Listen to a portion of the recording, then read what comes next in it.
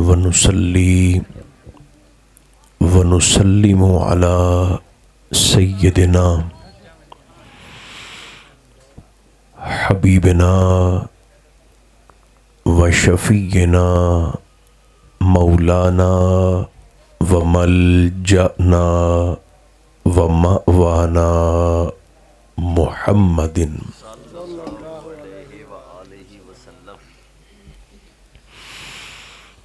رسوله النبي الكريم الأمين المكين الحنين الرؤوف الرحيم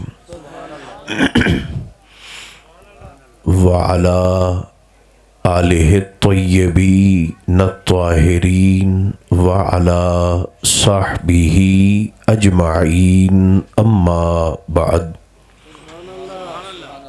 فأعوذ بالله من الشيطان الرجيم بسم الله الرحمن الرحيم وَلَلْآخِرَةُ خَيْرٌ لَكَ مِنَ الْأُولَى صدق اللہ مولانا العظیم۔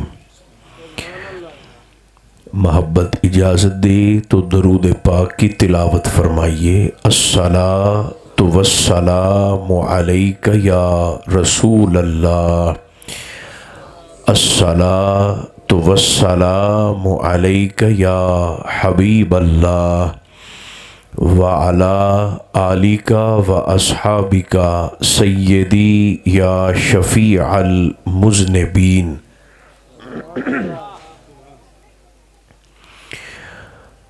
اللہ تبارک و تعالی جل مجدہ العظیم کی حمد و ثنا حضور سید عالم صلی اللہ علیہ وآلہ وبارک وسلم کی ذات بابرکات پہ صلاۃ و سلام پیش کرنے کے بعد اللہ ہماری حاضری کو قبول فرمائے۔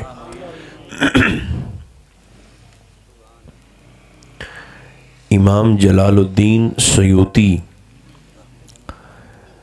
یہ وہ شخصیت ہیں جنہوں نے حضور علیہ السلام کے والدین کے ایمان پر پہرا دیا ہے۔ آج بھی کچھ لوگ ممبر پہ بیٹھ کر جہنم کما رہے ہیں۔ سرکار کے والدین کریمین کے ایمان کے متعلق اپنے خوب سے باطن کا اظہار کر کے، ورنہ ہر شخص اپنے ضمیر سے پوچھے تو یہ جواب اسے بآسانی مل سکتا ہے کہ جس شخصیت کا نام عبداللہ ہو، اللہ کا بندہ، وہ کسی بت کے سامنے کیسے جھک سکتا ہے؟ جس شخصیت کا نام آمنہ ہو، ایمان والی، ان کے ایمان میں کوئی بے ایمان ہی شک کر سکتا ہے۔ امام جلال الدین سیوطی نے محبوب کے والدین کریمین کے ایمان پر پہرا دے کر حضور کی ایسی قربت حاصل کی کہ ایک عجیب مقام پہ پہنچ کر امام سیوطی نے ایک باب باندھا۔ مزمل پوری آپ نے صراحت اور وضاحت کے ساتھ یہ ارشاد فرمایا، عجیب عنوان اور عجیب موضوع، کہ گنبد خضرا میں رہتے ہوئے آج کل حضور کی مصروفیات کیا ہیں۔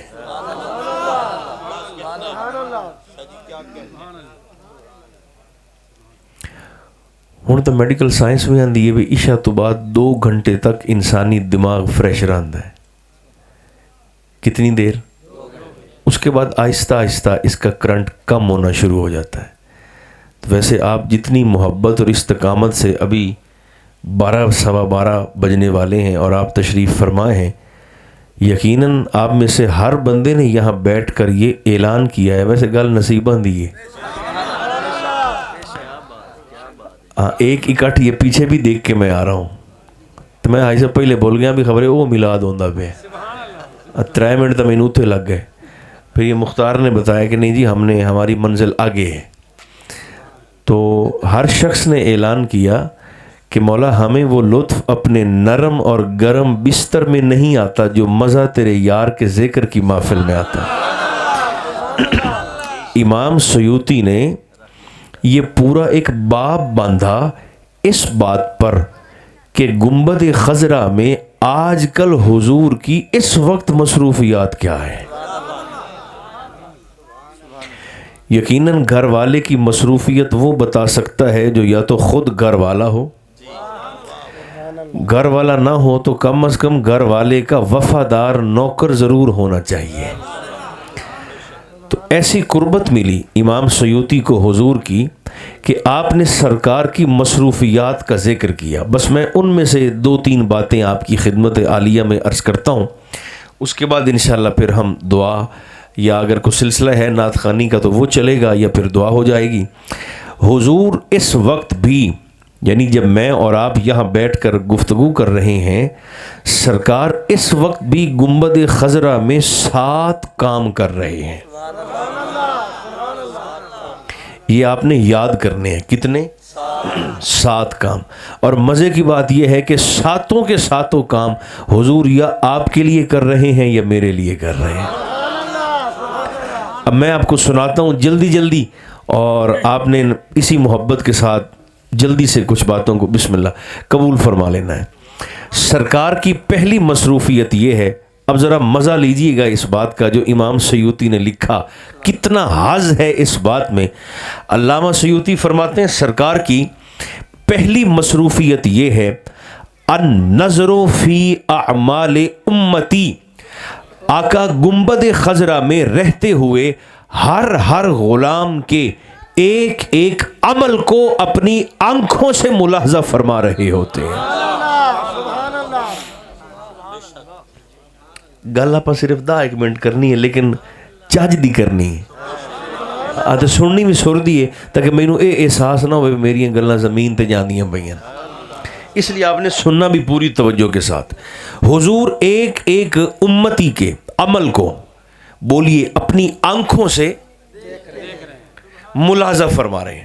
اب ذرا مزہ لیں کہ ہم جب اپنے گھروں سے چلے, جب آپ نکلے, جب میں نکلا, مغرب کے وقت میں نکلا اپنے گھر سے, نہا دھو کے خوشبو لگا کے تیاری کر کے نیت کر کے جب ہم گھر سے چلے کہ ہم حضور کے ذکر میلاد میں جا رہے ہیں, اور جہاں جہاں بھی ہماری ڈیوٹی ہے ہر کسی کی, وہاں وہاں اس نے اپنی ڈیوٹی دی. کتنا لطف ہے ڈاکٹر صاحب اس تصور میں کہ میں جہاں جہاں بھی جا رہا تھا میرے مصطفیٰ کی نگاہ مجھے وہاں وہاں ملاحظہ فرما رہی تھی. اور یہاں اس وقت بھی محفل میں اگر کوئی ایسے بیٹھا ہے, کوئی ایسے بیٹھا ہے, کوئی ایسے بیٹھا ہے, ایبانا بھی حضور دی سنت ہے. اسے کہتے ہیں استباء, ایسے کر کے بیٹھنا. میں چونکہ صوفے پر ہوں تو میں پراپر بیٹھ نہیں پا رہا, اس طرح کر کے بیٹھنا, اس طرح گھٹنوں کو پکڑ کر, اسے کہتے ہیں استباء. اس طرح بیٹھنا بھی حضور کی سنت ہے. صحابہ فرماتے ہیں جب حضور نے مکہ فتح کیا اور ہم باب فتح سے, مکہ مکرمہ میں حرم شریف کے اندر ایک دروازے کا نام باب فتح بھی ہے, حضور جب اس دروازے سے تشریف لائے تو صحابہ فرماتے ہیں ہم نے دیکھا حضور صحن کعبہ میں استباء کی صورت میں بیٹھے ہوئے تھے. مکہ فتح کرنے کے بعد چوکڑی بھی سنت ہے, چوکڑی مار کے بیٹھنا. تشہد میں بیٹھنا بھی حضور کی سنت, اور استباء کی صورت میں بیٹھنا بھی حضور کی سنت ہے.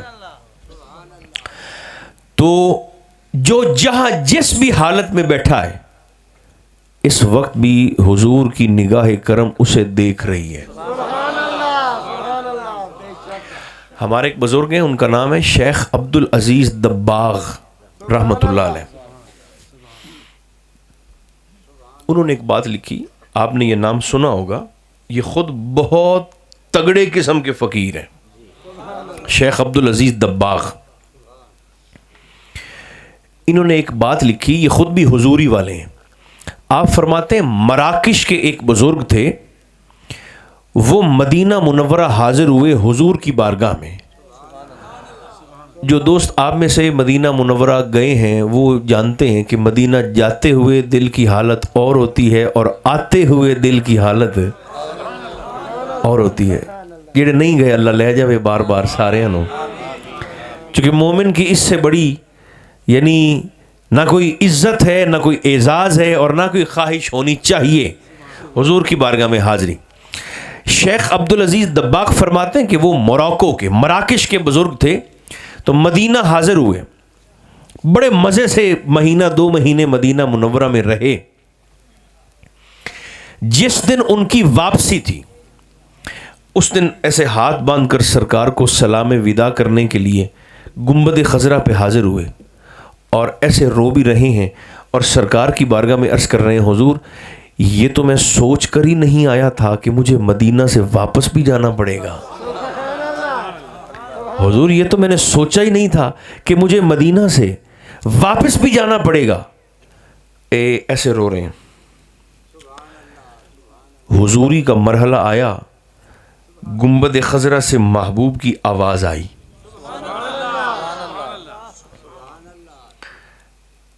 کہا انہیں جا رہا ہے، تربیت میری اور آپ کی ہو رہی ہے۔ اب یہ سن لیں کتنا بڑا مسئلہ ہمارا حل ہو گیا۔ سرکار نے فرمایا میرے غلام، میرا جو امتی یہ سمجھتا ہو کہ میں صرف گنبد خضرا تک محدود ہوں، میرا جو امتی یہ سمجھتا ہو کہ میں صرف اپنی قبر انور تک محدود ہوں، وہ تو بے شک مدینہ میں آئے اور واپس نہ جائے، کہ یہ سمجھتا ہے جو ہے بس یہیں پہ ہے۔ لیکن میرا جو غلام یہ سمجھتا ہے اور مانتا ہے کہ النبی اولا بالمؤمنین من انفسہم، میں جہاں بھی رہوں اپنے مصطفیٰ کی نگاہ کے حصار میں رہتا ہوں، فرمایا اسے چاہیے کہ میرے مدینہ میں اگر آئے تو پھر واپس اپنے دیس کو بھی چلا جائے۔ حضور کیوں؟ فرمایا اس لیے کہ تم سے مدینہ شہر چھوٹ رہا ہوتا ہے، تم سے تمہارا نبی نہیں چھوٹ رہا ہوتا۔ تم مدینہ کو الوداع کہہ رہے ہوتے ہو، تم مصطفیٰ کو الوداع نہیں کہہ رہے ہوتے۔ چونکہ اگر مدینہ سے رخصت ہو کے کوئی ایئرپورٹ پر اپنا بیگ اور ہینڈ کیری بھی لے کر جا رہا ہوتا ہے نا ٹرالی پر، اور ایک ایک قدم ایک ایک من کا بوجھل ہو کے اٹھا رہا ہوتا ہے، تو اس وقت بھی نگاہ یار اسے دیکھ رہی ہوتی ہے۔ اچھا اب ایک بات، ایک مصروفیت سرکار کی پہلی، کہ آج بھی اس وقت بھی سرکار گنبد خضرا سے غلاموں کو دیکھتے ہیں تے حاجی صاحب ویکھنا سائیاں دا ویکھنا ہے، یہ دیکھنا ڈاکٹر صاحب حضور کا دیکھنا ہے۔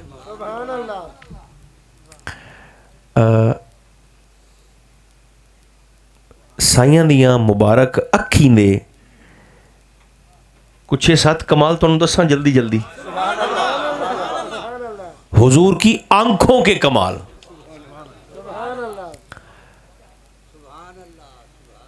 آج میرے پیارے حاجی صاحب چوپن، سرکار کی آنکھوں کے کمال۔ شاعروں نے بڑا بڑا کچھ لکھ دیا اپنے محبوب کی آنکھوں پر، بڑا بڑا کچھ لکھ دیا، لیکن حضور کی آنکھیں، سرکار کی چشمان مقدس، میں سناتا ہوں آپ ذرا گنے، آپ تھکے ہوئے تو نہیں ہیں؟ بس جلدی جلدی۔ اکھیاں اوے راسن کمال بدل دے راسن، آنکھیں وہی ہیں 2۔ حضور کی آنکھوں کا پہلا کمال یہ ہے، کان النبی علیہ السلام یرا فی اللیل کما یرا فی النہار۔ حضور کی آنکھوں کا پہلا کمال یہ ہے، آقا فرماتے ہیں کہ میں رات کے اندھیرے میں بھی ویسے ہی دیکھتا ہوں جیسے محمد دن کے اجالے میں دیکھتا ہے۔ اور تساں ذرا گن لو، انیرے چ ویکھنا پہلا کمال، 1 2 یہ کیمرے والا 3 4 5۔ نور ہماری آنکھوں میں بھی ہے، لیکن ہمارا نور خارجی نور کا محتاج ہے۔ اگر کوئی یہ 6-7 لائٹیں بند کر دینا تو وہ آخری دوستوں کیا، مجھے تو میرا یہ پہلا بھائی بیٹھا ہوا نظر نہیں آئے گا۔ ٹھیک، اس کا مطلب ہے کہ ہمارا نور باہر والے خارجی نور کا محتاج، باہر سے نور ملنا بند تو ہماری آنکھوں کا نور فارغ. لیکن حضور فرماتے ہیں میں جی میں چٹے دیں چ وینا محمد رات دے انیرے چ بھی ہوئے ویکھ لیندا ہے. آپ صاحب اندھیرے میں دیکھنا میرے اور آپ کے نبی کا ایک کمال, آنکھیں وہی ہیں. دوسرا کمال دور سے دیکھ لینا. جڑے چپ کرتے بیٹھے ہو دسو لڈن چ کی ہوندا پیا, نہیں نہ پتا, بولو یار جلدی کرو, ہاں کرو یا نہ کرو, کو پتا ہے تو دسو کی ہوندا پیا. یہ نہیں پتا تو بولو کہ نہیں پتا, نہیں پتا تو پھر نبی کی شان میں زور سے کہو سبحان اللہ. چونکہ نبی وہ شخصیت ہیں جنہیں دور سے دیکھنے کا بھی ملکہ اور کمال حاصل ہے. میں مثال دیتا ہوں, حدیث پاک, یہ جتنے فاصلے سے ہمارا مین روڈ ہے, ہم اس طرف کو مڑے ہیں, مین سڑک سے اس طرف کو مڑے ہیں, سرکار تشریف فرما, حضور کے صحابہ بھی بیٹھے ہوتے, اتنے فاصلے سے ایک آدمی چلتا ہوا آ رہا ہے. حضور نے صحابہ سے فرمایا صحابہ یہ کون آ رہا ہے؟ 100 صحابی دی 200 اکھ اس بندے نو ویکھتے فیصلہ کر دیے حضور یہ ہمارا فلاں بھائی آ رہا ہے. تے دوئے پاسے یار دیاں صرف 2 اکھیاں. دوسری طرف سرکار نے دیکھا اور حضور نے فرمایا تمہیں لگتا ہے فلاں ہے, مجھے لگتا ہے میرا مرید ابو ذر غفاری ہے.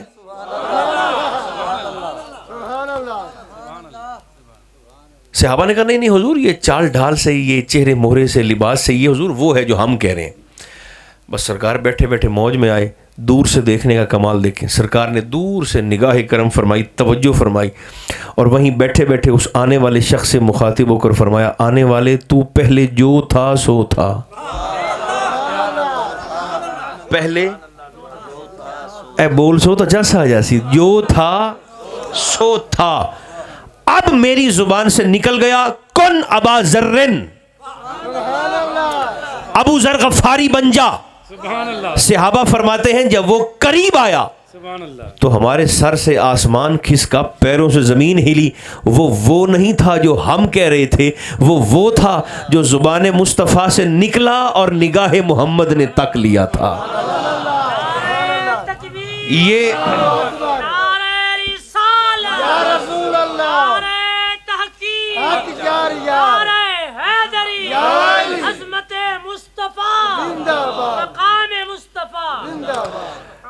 آپ کے لیے نا خوشخبری بھی ہے ساروں کے لیے.